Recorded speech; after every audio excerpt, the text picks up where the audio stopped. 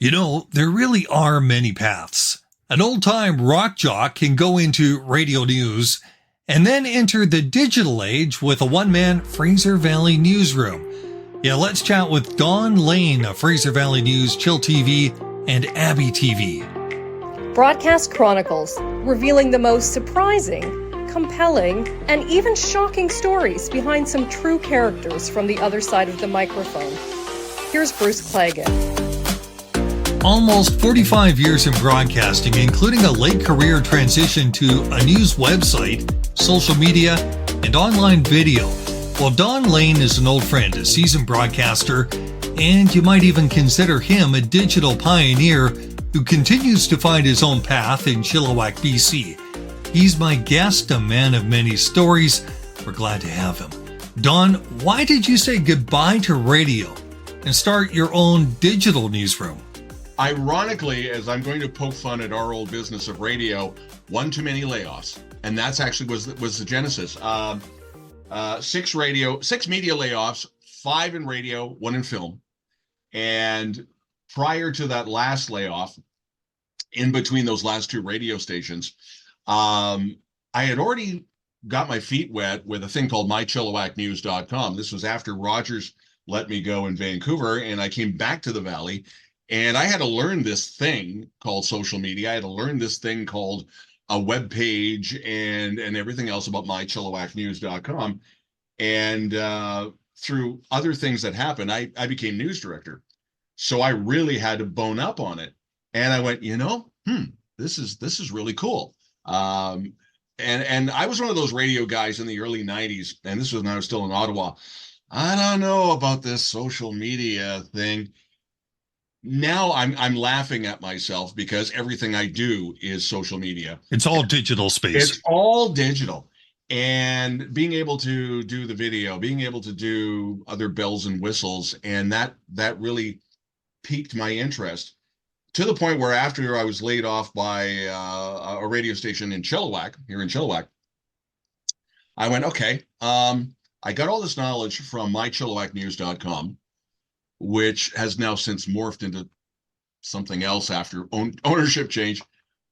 And one guy who was also he owned a social media and internet company and a web hosting company, but he was also, and still is, a Chilliwack city councilor, and as well as an FVRD chair. And Jason Lum said to me, have you ever thought of social media? And I said, I got this idea. And FVN had kind of been germinating in my head for a while. And we had coffee, and he just looked at me and went, I can help you start this thing up. Yeah. And Fraser Valley News was bare bones. I'm trying to remember the name of the initial platform we used, but it's one that everybody was using, and that's fine. I didn't realize how fast it would take off. Monetizing was a different story, but how fast it would take off. And I went, okay, I'm onto something. And then literally about 7 or 8 months later, a new radio station in Metro Vancouver was signing on, and okay, one more kick at the can. They were after me, and I had a gentleman's agreement to help out with their social media, but I would also be allowed to do Fraser Valley News. And that fell apart. 5 months later, I was unemployed. But having said that, I vividly remember that day walking out of that radio station, laid off. That was it. And I said to myself, that's it for radio. I'm doing FEN full time. Okay, I'm about to become an entrepreneur. I'm about to become a media owner, but self-employed, scared. I've never done anything like this before. This is new territory. But at the time, I'm 56. Okay, this feels right. I'm 64, and I don't regret that at all, because it's led to other things. I've met other people, and this is where Chill TV got involved, and Abby TV evolved. And the other thing too is when I started Fraser Valley News, I looked at the landscape, and newspapers were still dragging their heels about getting into social media, and I thought one end of the Fraser Valley is not talking to the other end. Oh, they weren't. I mean, there was the Abbotsford newspaper and the Chilliwack newspaper and the Agassiz newspaper, but they're not talking to each other. and having a dialogue. And I took this idea to Small Business BC, and I don't know what I said or did. They just went, here's some money. And okay. And then I went to Community Futures in the Fraser Valley, and they did the same thing. Went, this is a good idea. Here, boom. And then what really blew me away, because I didn't think I was pioneering anything, but Small Business BC gave me an award for innovation of a first-year business. And I went, Yeah. okay, wow, all right, we're on to something. And some of the people I've been able to meet online has been really, really cool. It's been a bumpy ride, but I mean, I did start off with a partner who we were partners romantically as well as professionally. That didn't work out, but somehow we got through COVID. Somehow we got through a few other things. It's bare bones, but here we are. And I guess I was a forerunner of podcasts, if you want to call it that. Yeah. Because I thought when I started to see Instagram, I went, maybe I should do something here. And the same thing with YouTube. Maybe I should do a morning newscast. And compared to what I do with Chill TV and Abby TV, that is a proper TV set, if you will. Suit and tie. You know, I'm supposed to look professional. It's my best Chris Galis. Chris, sorry, got to take a shot at you. But when I do an 8 a.m. newscast daily for Fraser Valley News, welcome to Fraser. This is the studio. It's the home studio. This is it.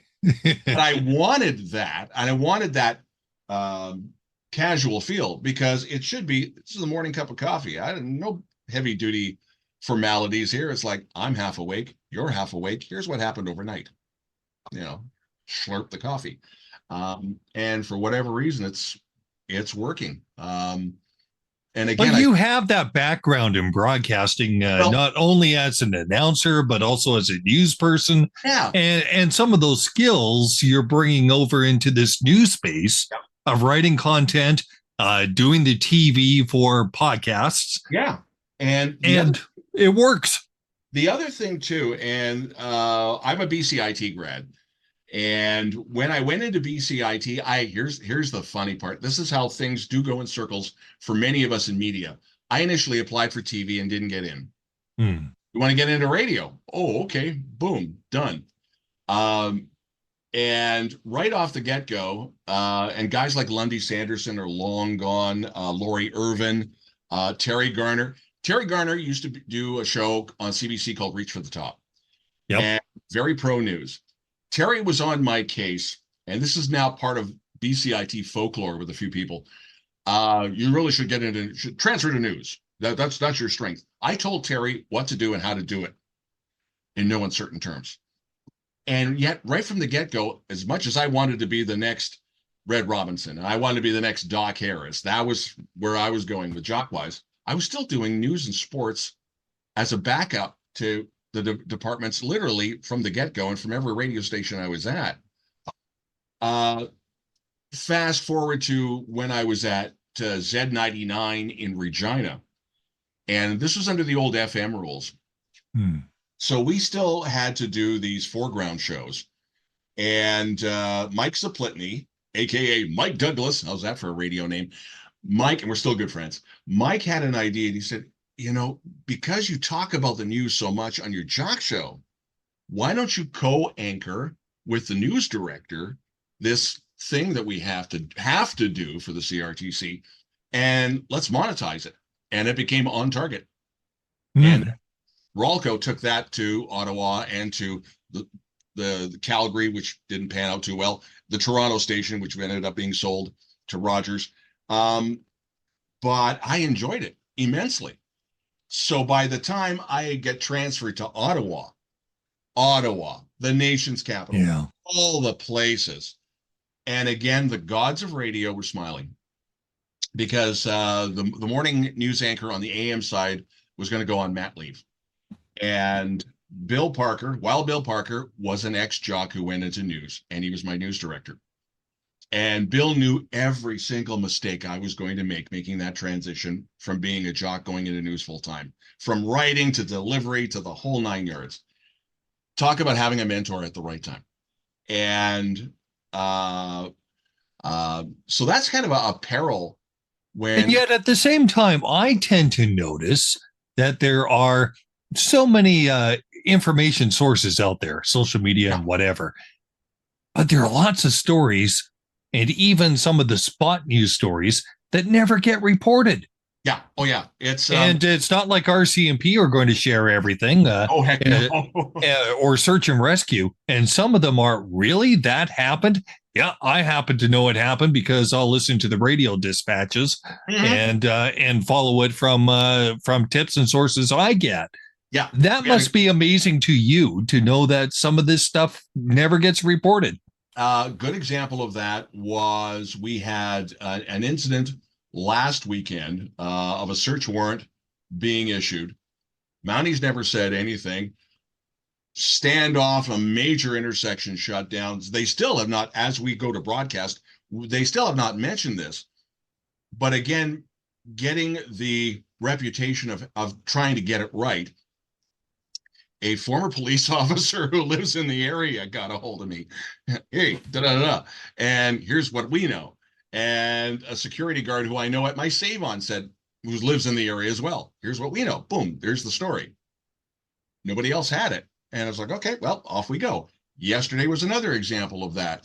We had this assault of a senior in front of a grocery store. Punched in the head, right? Punched in the head, and this guy takes off. It took about an hour for EHS to get there. And he just got up and left and went, well, nobody's going to help me. And I went, oh, you know, this is the other thing I find amazing. I knew about this story because I listened again to dispatches. Yeah. And I was listening to this in real time, and I thought, if this happened in downtown Vancouver, this would be a headline story for a week. Yeah. Oh, yeah. Yeah.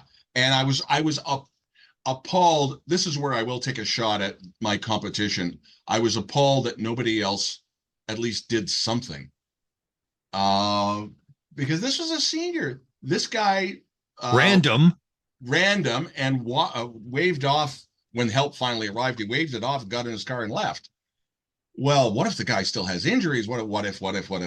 He's in his 80s, I think. Yeah, I'm hearing bits and pieces.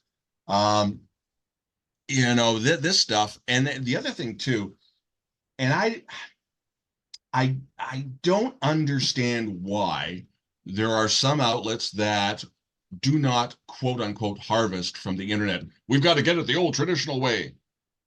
Note the term old. Yeah, we used to do that. It was called the 1970s and the 1980s. And how many times do we make a phone call and hope that somebody gets back to us?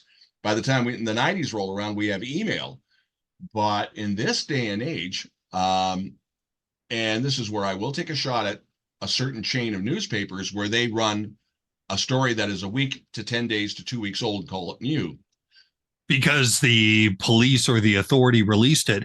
And you see, as a journalist, I find it interesting that they would say that, meaning that we won't take it from social media or any other source until the RCMP or the fire department or whoever releases it. And it's like, well, that's a authority, an institution, and it may not be accurate. You're getting the spin of an organization. And as a journalist, you should be holding their feet to the fire too. Yeah. And the one thing I've always noticed, there's a big difference between, and I remember having this conversation with one of the news anchors in Ottawa. There is a huge difference between RCMP and city forces. City forces seem to have really good, on average, really good PR people for whatever reason. RCMP, and I remember Wayne Parkinson, he said, I'm trying to paraphrase what he said, but RCMP are paramilitary and kind of have that military attitude in bringing out information, if you will. And I'm thinking, guys, this is to make you look good. Every so often we get somebody with RCMP out here who gets it, and I love them to bits. And we had one person who retired last year. Both her and her husband retired, and both of them were Mounties. And it was like, I'm really gonna miss you, because we got to train the new guy.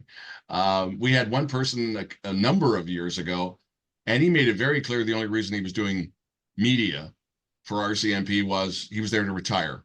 And a year and a half later, he retired. And I was like, yeah, but hello. There is a place for an informed public. And I would argue, and I always have said this, it is better to share as much information as you possibly can as a policing agency so that your public feels safe and secure and is able to help you with an investigation. Yeah. To hold off on everything else doesn't, to me, make any sense. It's not how it's done in the States. And I've had Mounties say to me, oh, yeah, but Bruce, you understand the Crown tells us it's all the Crown's fault. Yeah. It's like, oh, okay, whatever. There's one guy, and you and I know him well. He was RCMP as well as I hit media. And at least this guy would openly say, we don't know. And that was so refreshing. He said, all I can say is this. I really don't know anymore else. And I can't say anything. Guys, sorry. Hey, that's honest. That's honest. You're being honest.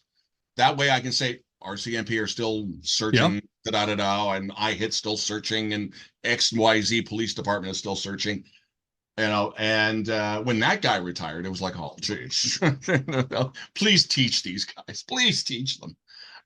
Because it's their PR. And I don't think they understand that just helps their credibility. I mean, you and I in media, we're going to get our trolls anyway. That's just the law of the land. But when we do at least have some of this type of information, at least keeps some of those trolls pretty quiet. Like, away you go.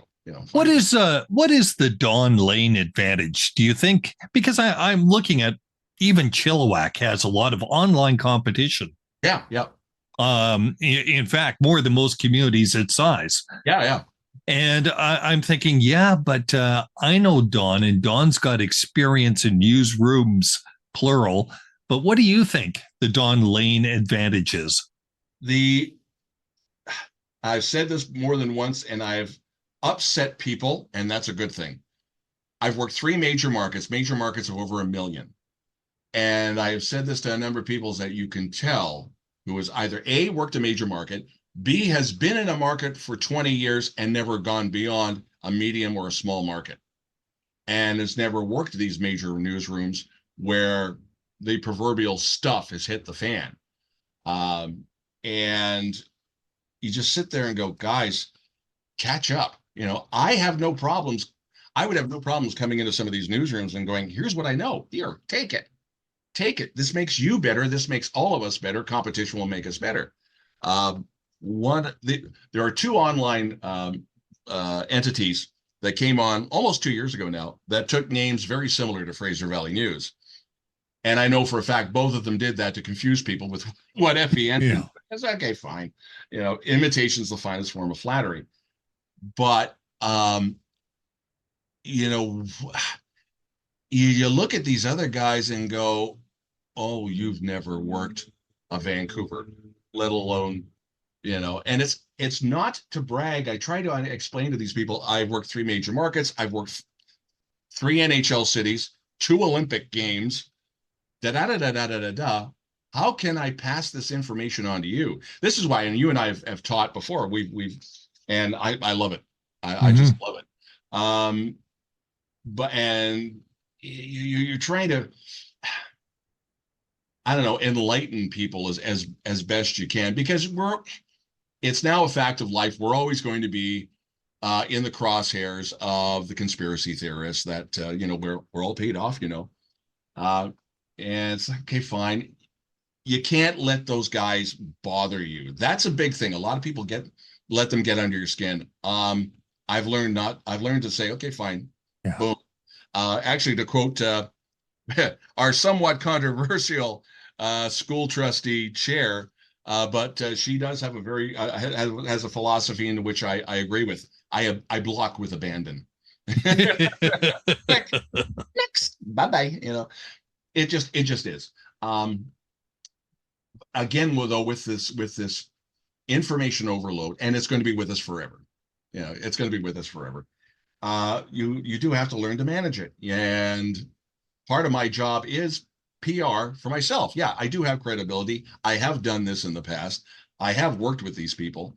And there are days, yeah, I feel down where I'm like, oh, geez, can I take any more of these idiots and blah, blah, blah that are ragging on me? And then I have to, and it's usually somebody that in the biz that has to point out to me, okay, you have worked at and with the Red Robinsons and the Wild Bill Parkers and the Larry and Willies, and you've worked with to pump up your tires. You've worked with Bruce Claggett's, but you've worked with the Jim Goddards. You've worked Yep. at yeah, right. I got to remember that. It's like, wow. And we just lost a great George Garrett, Yeah. and I just had this conversation with Sandy Hall, um, where some of these old guys remember us, and Sandy, in an online conversation, said, out of the blue, George was asking about my career. And I go back to 2019. I was emceeing the Surrey Cares Awards, and George Garrett was getting an award for driving patients to their cancer appointments during. I remember he did that. As Yes. COVID was starting. And I did the same thing as Sandy. Mr. Garrett, hi, my name is Don Lehn. I don't know if you know. Don, you were at News 1130 and you worked Ottawa Magic 100. And this guy, I thought this guy didn't know me from Adam, but he followed my career. Like that, thank you. That meant a lot. And then being reminded of that when George passed. And speaking of which, I worked with an Andy Walsh and a Brian Bren, and it was like, oh my God. Like All the heroes who have passed. heroes. Yeah. It's some of the stories that I would hear from guys like Andy Walsh are like, that really, that really did happen. It's interesting because those people have the radio legend stories, but I wonder if that radio is even around anymore. And sometimes we can blame the corporations and the big companies for it. But I also think that some of the people that still have jobs in radio today aren't as passionate about it. And I don't blame them because there's less to be passionate about. I don't blame them because of the landscape. Speaking of legends, downtown Julie Brown and Tom Jeffries, they met in radio about 35 years ago and got married. But Julie and Tom had a great line not that long ago, is that our ilk, we grew up at the tail end of Boss Radio. We grew up at the tail end of a really wild time in radio before the consultants really took, in Canada, the consultants really took hold. And I purposely wore the WKRP in Cincinnati shirt because KRP started my second year at BCIT. And these legends are going, watch this show. That's us. And that will be you. And years go by and go, yeah, I worked with a Johnny Fever. I worked with a Herbert Tarlick. I worked with a Les Nessman. I get it. I totally get it. And you and I worked with Andy Travis, the program director. We did work with an Andy whose name was Andy. He was and he not only defended the jocks, he defended the newsroom.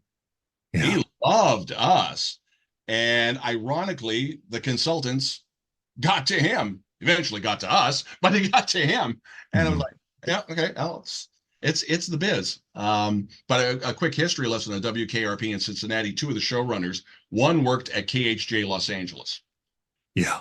Another one apparently worked at Chum in Toronto. So that's why they got it. And if you really want, to see how crazy it was in our glory days, if you will, watch the reruns. That's or the movie. And I often say this: there are a lot of terrible radio movies that don't do radio well, but one of the ones that did was FM. Yes. And I think that not a great movie, but a great radio movie. Yeah. FM, Airheads. Yeah, I remember that. That happened to me where a band walked into the control room. This was in Regina. And like, hey, man, play my and the program director's going, what the hell just happened? Ed, can you deal with these guys? Because I got to do a show. It happened. There are so many great stories, and we're going to have to touch base again and do another podcast. But the one question I have for you, Don, is what is the future, the immediate future, because I don't want to go too far ahead, but in the next year and a couple of years, in the space you work in the digital space and in a community like Chilliwack. Yeah, Chilliwack is interesting because we are growing so fast. The first time I worked in this market was 96 when I got back from Ottawa, and Chilliwack was about 75,000 people. Chilliwack officially is 105,000 now. Unofficially about 115. Yeah. And that's just from migrant workers and stuff like that. And more, those of us who do, for lack of a better term, and this is where the trolls will get upset, but legitimate news, legitimate sports, legitimate entertainment, legitimate sports, hint, hint, we have to step up our game and keep that bar high. And for some of us, myself included, what I have learned along the years, this past February 12th was 45 years in the business. But everything I've learned, I got to throw that into the pot to keep the bar high. And hopefully, if the ones that are trying to follow me, attack me, clone me, whatever, well, if you're going to clone me, keep the bar high. It's one of the things FVN does, and Chill TV and Abby TV do as well. We don't have to have a CRTC license. We operate as if we do. We don't have to be operating under the guise of the Canada Broadcast Standards Council, but we act like we do. You're not going to hear F-bombs. You're not going to hear C-bombs. That drives me nuts with podcasts. Yeah. It just absolutely drives me nuts. Not because I'm a prude. I can swear with the best of them. I just get bored with it. There's a Joe Rogan podcast, which is priceless, and it goes exactly to where I'm at, where he's flying F-bombs with James Hetfield of Metallica. And James is kind of like, really? You're trying to impress me? You can see in his face. The shock value isn't much of a shock value, but the good content, I agree with you. That's got to be the bar. If you are plugged in, as I know you are, Don, to the community, and if you produce good content, there you go. Yeah. We've got to do another podcast because we'll pick up on this again. But what a pleasure. And Fraser Valley News, Chill TV, all of that searchable on Google, Abby TV. Abby TV. And it's good content. Don, thanks so much. Anytime. Thank you. Well, indeed, an interesting take on digital news, where it fits in, all in this ever-changing media environment. Don Lehn paving his own path in Chilliwack, BC, and taking us along for the ride. Broadcast Chronicles is written and hosted by Bruce Claggett. Music, Follow Your Heart via Upbeat. Graphic design, Creative Shovel. I'm Sarah McKenzie. Subscribe to Broadcast Chronicles wherever you download your favorite podcasts. This has been a BFC Communications production.